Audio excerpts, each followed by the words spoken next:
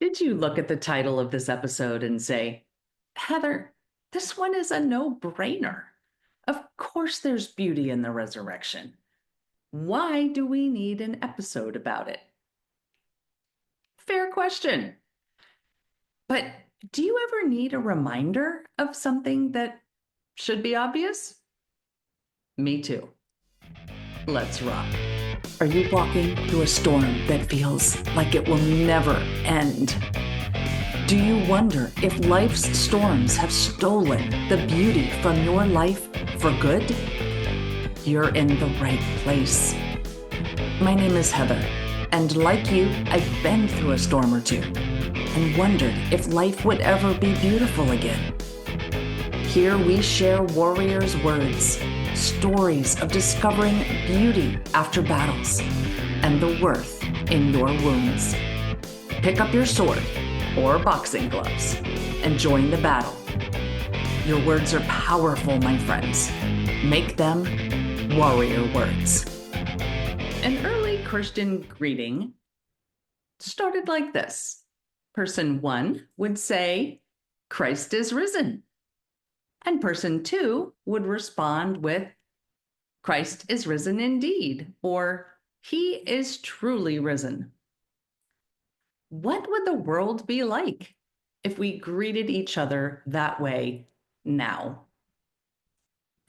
It's a beautiful greeting, acknowledging our Christian faith and confirming our belief that Jesus is the risen Savior promised by God. Looking at the scriptures surrounding the resurrection, I wanted to highlight a few that I found particularly beautiful. From Acts chapter 10, we hear, you know what has happened all over Judea. That confirms for me that even though we know Jesus' resurrection is pure beauty, it's always good to have reminders.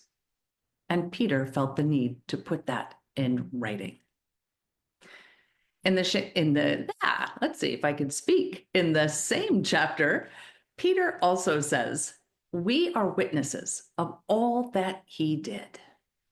Can you imagine the beauty of witnessing Jesus raising Lazarus from the dead, healing the many who would come to him, the multiplication of the loaves and fish, the turning of water into wine?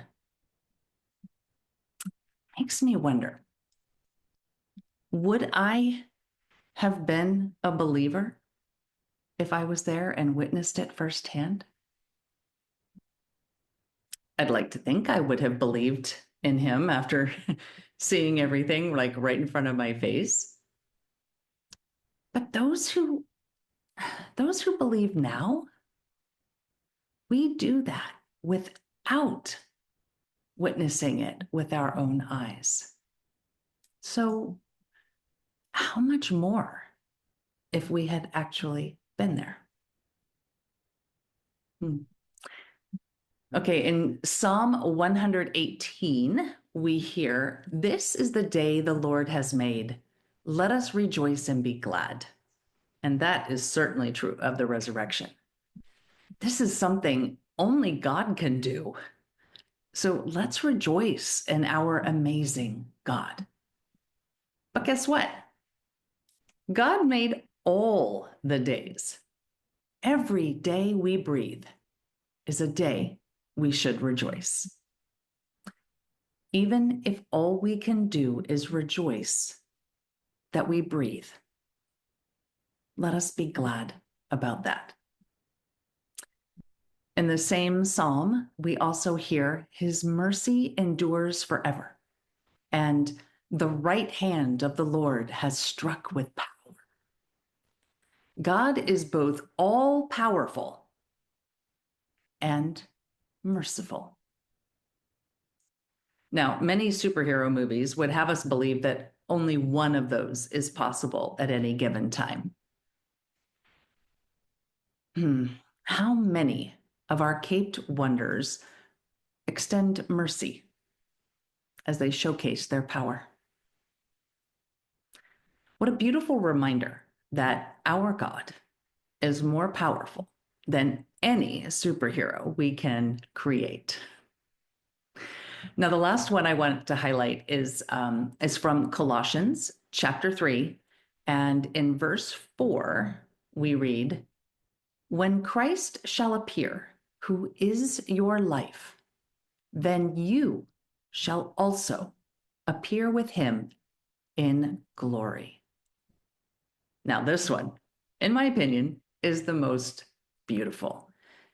It is so hope-filled.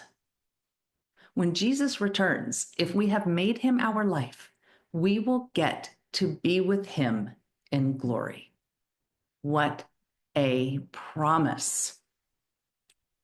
So, this Easter season and beyond, what can you do to make Christ your life? Come share with us at facebook.com/groups/warrior words. And that's it for now. Remember, armor up, fight the good fight, seek beauty, and make your words warrior words. God bless.